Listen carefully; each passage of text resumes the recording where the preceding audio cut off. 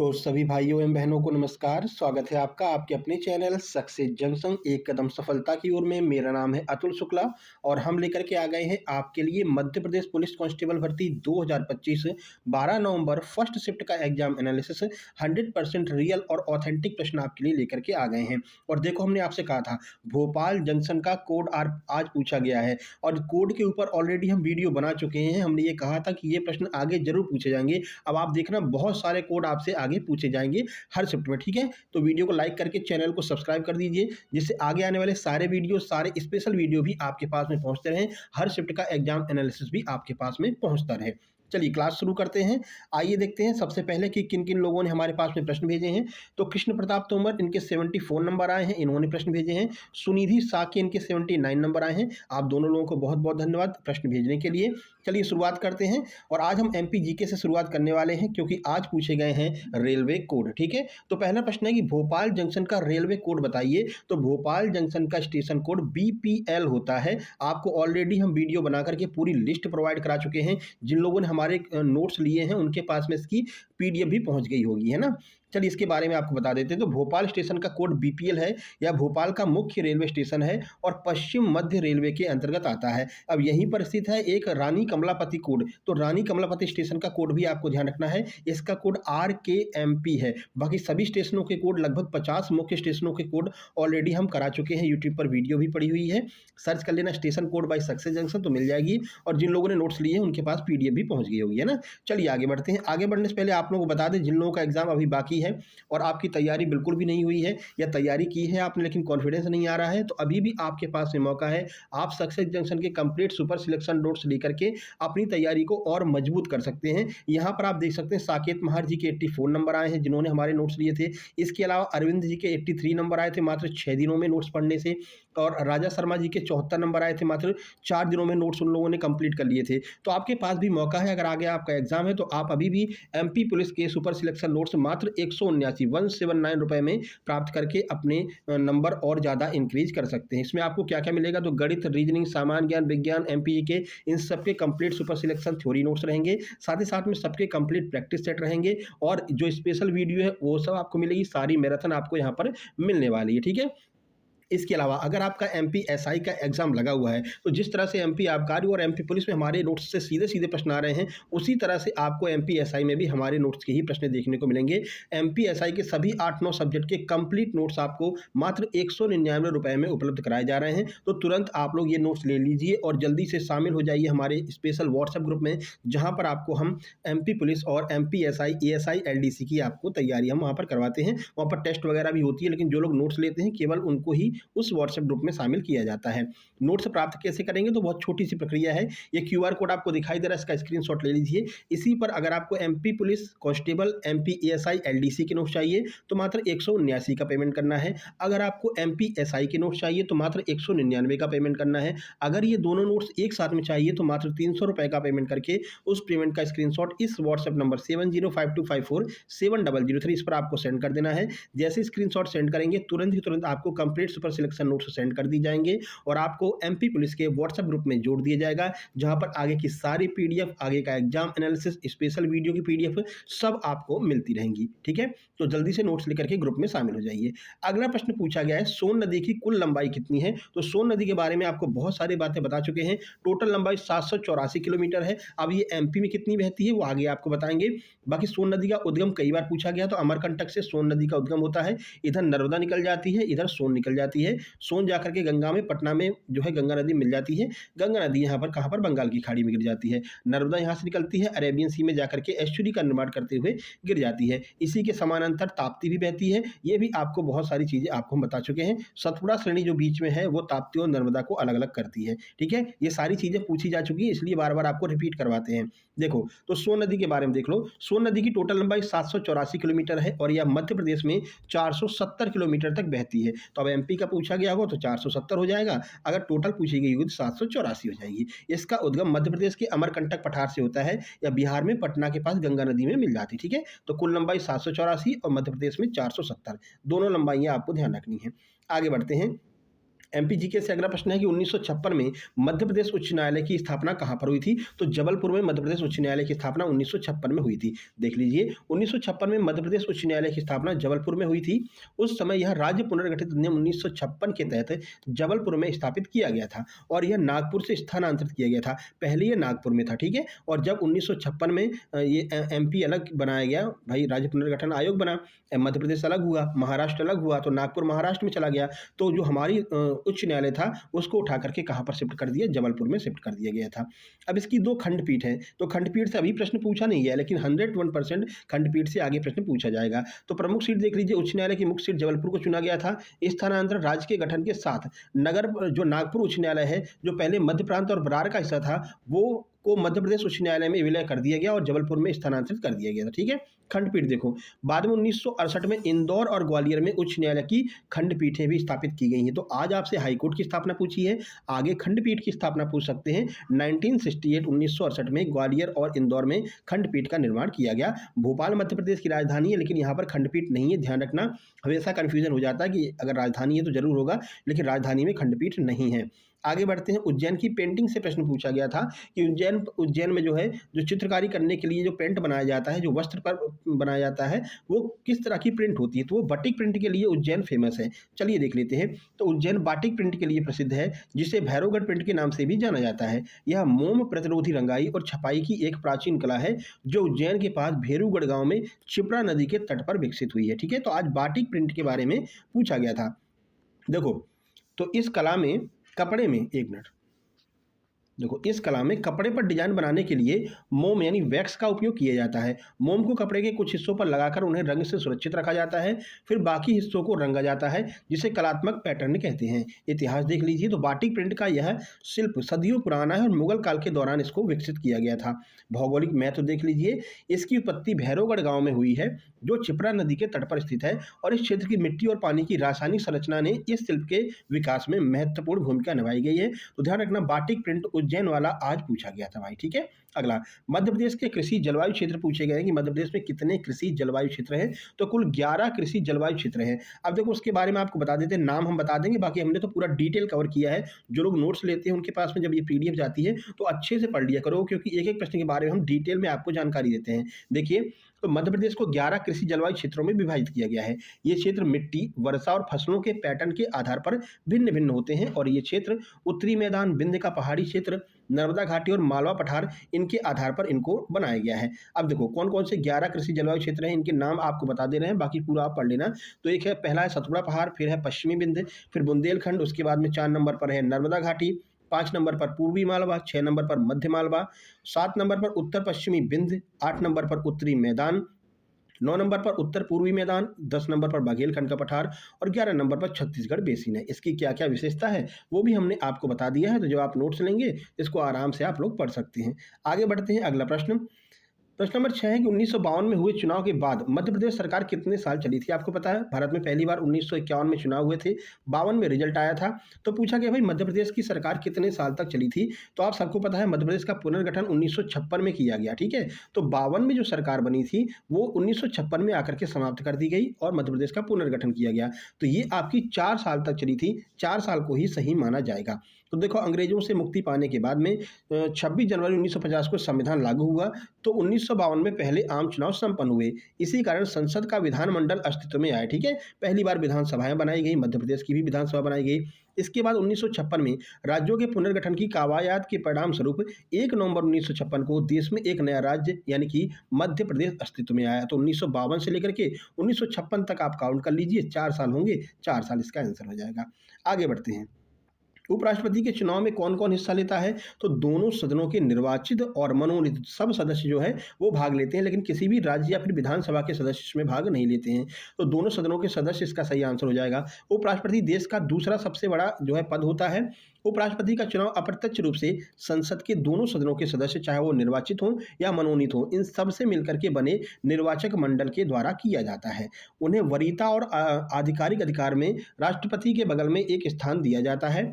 यह जो कार्यालय है, ये अमेरिका उपराष्ट्रपति की तर्ज पर बनाया गया है, जो अमेरिका में उपराष्ट्रपति होते हैं उसके आधार पर बनाया गया है। अनुच्छेद 66 में कहा गया है कि उपराष्ट्रपति का चुनाव एक निर्वाचक मंडल के सदस्यों के द्वारा किया जाएगा। तो आगे आपसे आर्टिकल पूछ सकते हैं उपराष्ट्रपति के चुनाव के बारे में, निर्वाचन मंडल के बारे में कौन से आर्टिकल में बताया गया है, तो आर्टिकल 66। ठीक है। निर्वाचक मंडल में संसद के दोनों सदनों के सदस्य एकल हस्तांतरणी मत के अनुपातिक प्रतिनिधित्व की प्रणाली के अनुसार होते हैं और ऐसे चुनाव में मतदान गुप्त मतदान के द्वारा होता है। ये दोनों चीजें आपको ध्यान रखनी है। प्रणाली कौन सी है? अनुपातिक प्रतिनिधित्व प्रणाली। मतदान कैसा है? तो गुप्त मतदान होता है। दोनों चीजें याद रखनी है। उपराष्ट्रपति संसद के किसी भी राज्य की विधानसभा के किसी सदन का सदस्य नहीं होगा, यानी कि किसी भी जो विधानमंडल के सदस्य लोग इसमें वोटिंग नहीं करेंगे। केवल दोनों सदस्य के निर्वाचित लोग और जो मनोनीत होते हैं वो लोग इसमें जो है पार्टिसिपेट करते हैं। आगे बढ़िए। केंद्र और राज्य के बीच करों का बंटवारा कौन करता है? तो जैसे वसूलता तो हर कोई है, ठीक है ना। सरकार, केंद्र सरकार भी वसूलती है, राज्य सरकार भी वसूलती है। बंटवारा कौन करेगा? तो वित्त आयोग जो है वो केंद्र और राज्य सरकारों के बीच में करों का बंटवारा करते हैं। चलिए इसके बारे में देख लेते हैं कौन से आर्टिकल में दिया गया है।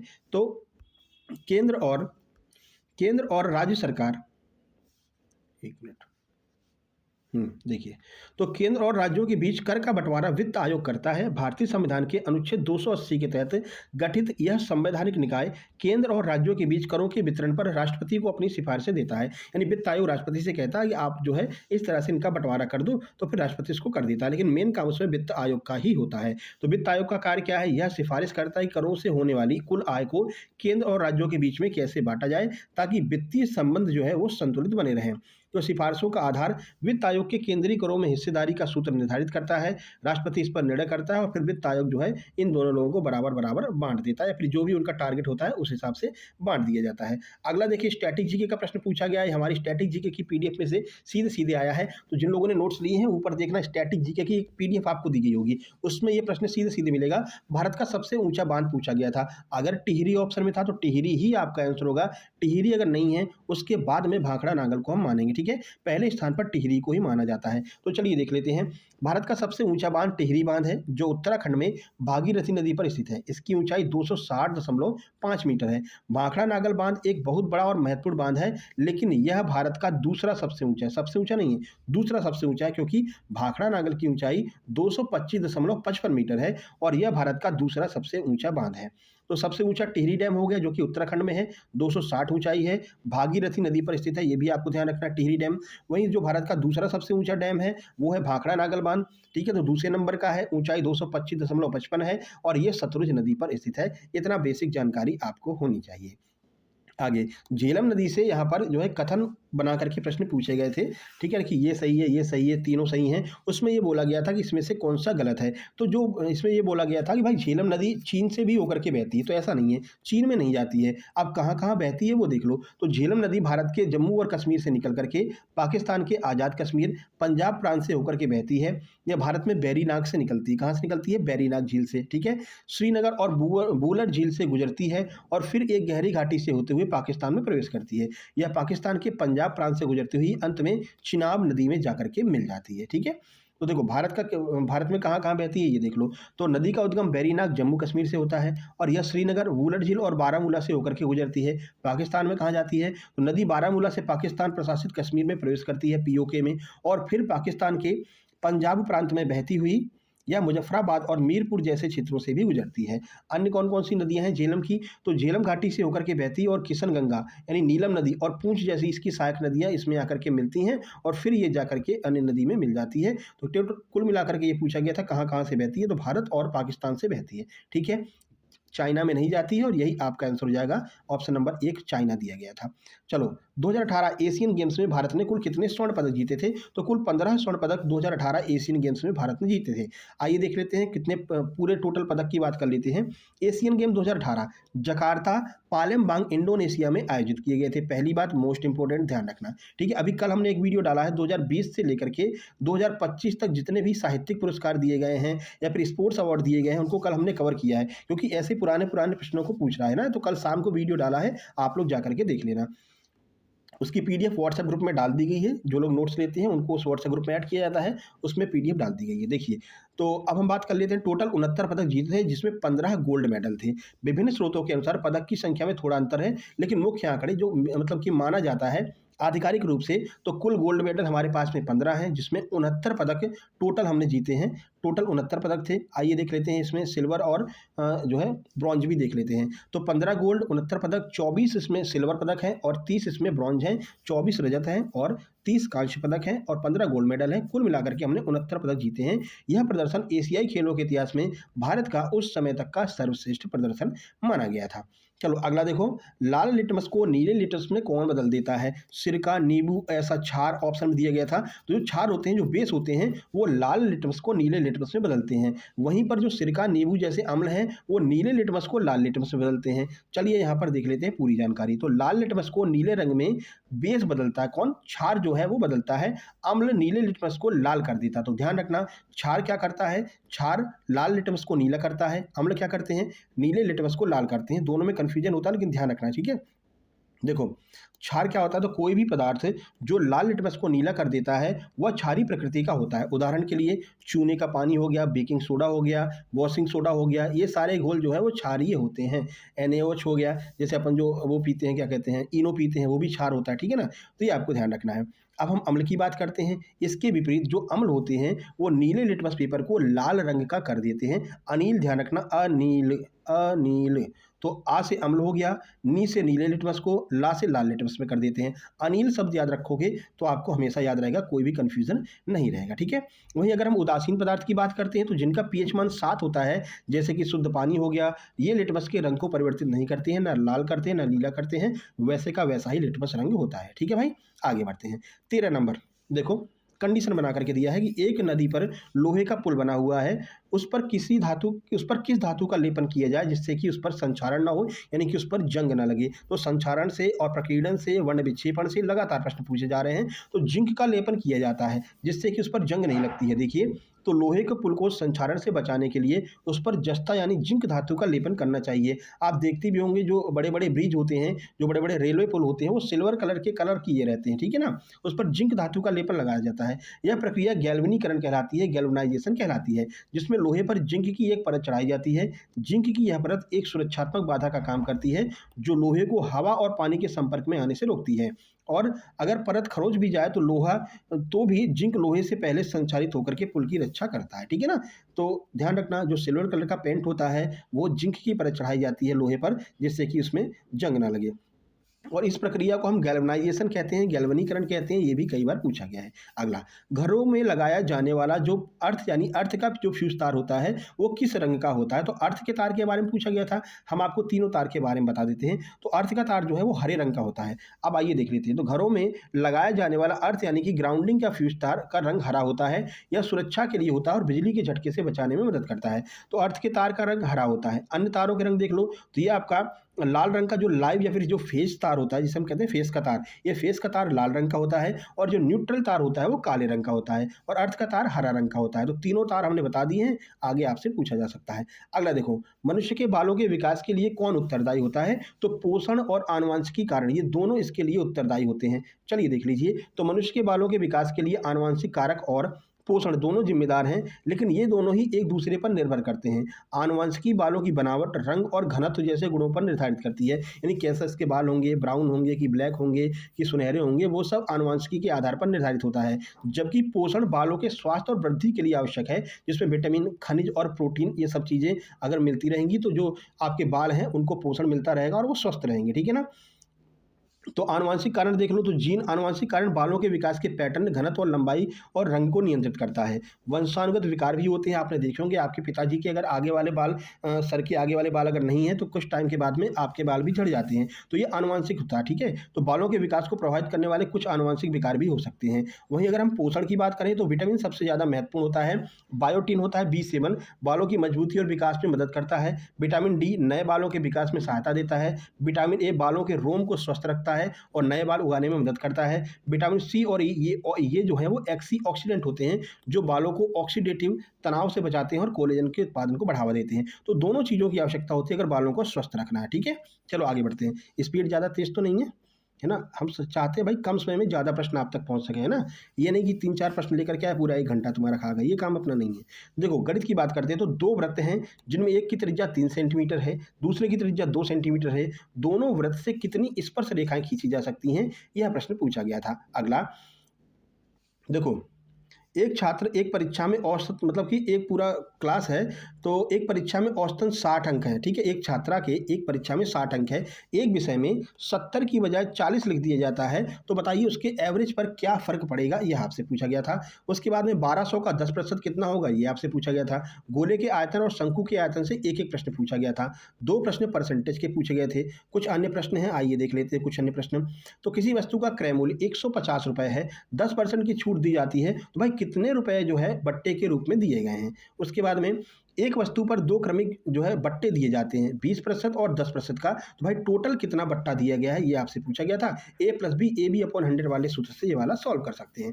तो कुल मिलाकर के प्रॉफिट लॉस के 2 प्रश्न थे, सिम्प्लीफिकेशन के लगभग 3 से 4 प्रश्न थे और आपके एडवांस से भी 2-3 प्रश्न पूछे गए हैं। आज ज़्यादा एडवांस यानी कि प्रायिकता वगैरह नहीं पूछा गया है, माध्य माध्यिका नहीं पूछा गया है, ठीक है ना? चलो आगे बढ़ लेते हैं, रीजनिंग की बात करते हैं। रीजनिंग पर आपका घड़ी का प्रश्न आया था क्लॉक का कि 8:50 पर कितने डिग्री का कोण बनेगा? सीधा-सीधा प्रश्न सूत्र में मान रख कर के निकाल सकते थे। अगला देखो 15 अगस्त 2023 को मंगलवार है, तो 15 अगस्त 2024 को कौन-सा दिन होगा? ये पूछा गया था। एक व्यक्ति दाईं ओर से 46वें स्थान पर है, वहीं दूसरा व्यक्ति बाईं ओर से 35वें स्थान पर है, तो दोनों के बीच में टोटल कितने व्यक्ति बैठे हुए हैं? अगर दोनों की संख्या 80 है तो, ठीक है? मतलब टोटल व्यक्तियों की संख्या 80 है तो। आगे देखते हैं, तो आज सिटिंग के 4-5 प्रश्न पूछे गए थे। देखो एक मानसिक अभिरुचि की बात कर लेते हैं। मानसिक अभिरुचि का एक प्रश्न है कि एक गाँव में किसी समुदाय में आपस में लड़ाई हो गई है। ऐसी स्थिति में अगर आपको बुलाया जाता है और आप उस समुदाय की मतलब धर्म की प्रथाओं-वथाओं के बारे में नहीं जानते हैं, तो आप क्या निर्णय लेंगे? इस तरह का प्रश्न था। एक व्यक्ति का बाएँ से स्थान 16वाँ है, दाएँ से 24वें स्थान पर है। दोनों अपना दूसरा व्यक्ति जो है वो दाईं ओर से 24वें स्थान पर है। दोनों व्यक्ति अपना स्थान बदल लेते हैं। तो पहले व्यक्ति का स्थान दाईं ओर से 18वाँ हो गया है, तो भाई दूसरे व्यक्ति का क्या स्थान होगा? यह पूछा गया था। उसके बाद में एक यहाँ पर पूछा गया था एनालॉजी का कि अगर दर्पण बराबर प्रतिबिंब है, तो बताइए स्पीकर बराबर क्या होगा? यानी दर्पण में अगर प्रतिबिंब बनता है, तो स्पीकर में क्या होगा? तो स्पीकर से आवाज़ निकलती है, तो ये आपका आंसर हो जाएगा। एक ट्री कोडिंग पूछा गया था। ट्री कोडिंग में क्या होता है? जैसे कि साँप को बिल्ली कहा जाता है, बिल्ली को चूहा कहा जाता है, चूहे का रंग नीला है, आकाश का रंग बताइए कैसा होगा, है ना? आकाश को क्या कहेंगे? इस तरह का जो प्रश्न होते हैं, तो एक प्रश्न पूछा गया था। उसके बाद में एक जो है फिगर फाइंड करने के लिए जो प्रश्न होता है नॉन वर्बल का, वो पूछा था। एक फिगर कंप्लीट करने के लिए पूछा गया था। कथन निष्कर्ष का एक प्रश्न था। ये एक सीरीज दी गई थी 1, 5, 9, 11, 13। अब इसके बाद में कौन सा आएगा? ठीक है। एक प्रश्न आपका पजल से पूछा गया था और 5 से 6 प्रश्न मानसिक अभिरुचि के थे। रैंकिंग के 5 से 6 प्रश्न आज पूछे गए हैं। सेंटेंस अरेंजमेंट के 2 प्रश्न पूछे गए। सेंटेंस अरेंजमेंट के ऊपर वीडियो ऑलरेडी बना चुके हैं, देख लेना। 2 प्रश्न डायरेक्शन के थे। अब हम बात कर लेते हैं कितने प्रश्न किस सब्जेक्ट के आए थे। तो मैथ के एग्जैक्ट 18 प्रश्न आज पूछे गए थे। रीजनिंग के लगभग 45 से 47 प्रश्न थे। साइंस के 10 से 12 प्रश्न थे। बाकी आपका रिमेनिंग जीके जीएस था। स्कोर देख लेते हैं तो 78, 76, 79, 77 और 83 ये स्कोर आज देखने को मिला है, ठीक है। बाकी ये हमारा व्हाट्सएप नंबर है जिस पर मैसेज करके आपको आगे जो भी एग्जाम है, आपका एएसआई एलडीसी है, कांस्टेबल है, एमपीएसआई है, इनके नोट्स आप यहाँ से प्राप्त कर सकते हैं। टेलीग्राम चैनल है सक्सेस जंक्शन लाइव के नाम से, सर्च करके आप लोग ज्वाइन कर लेना, लिंक इसकी डिस्क्रिप्शन बॉक्स में दी गई, ठीक है। वीडियो को लाइक करके शेयर कर दीजिए, चैनल को सब्सक्राइब कर लीजिए। मिलते हैं सेकेंड शिफ्ट के एग्जाम एनालिसिस में, तब तक के लिए नमस्कार, धन्यवाद।